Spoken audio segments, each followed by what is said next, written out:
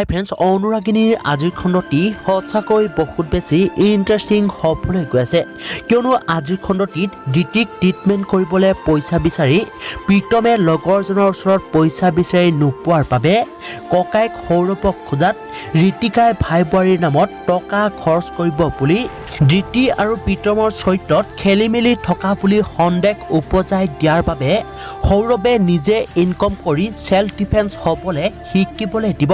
এতিয়া বাৰু প্ৰীতমে কাম বিচাৰি হাবাথুৰি খাবলগীয়া হ'ব নেকি জানিবলৈ পাব আজিৰ খণ্ডটিত। আৰু আনফালে ঋতিৰ দেউতাকক মাষ্টৰ হৈ নিজৰ জীয়েকৰ ক্ষেত্ৰতে এনেকুৱা হ'লে আনে তেখেতৰ পৰা আৰু কি শিক্ষা ল'ব বুলি গাঁৱৰ মানুহবোৰে টানা মাৰিব। এতিয়া বাৰু তেনেই খং উঠি থকা দেউতাকে ধৈৰ্য হেৰুৱাই প্ৰীতম আৰু ঋতিক কিবা কৰি দিব নেকি?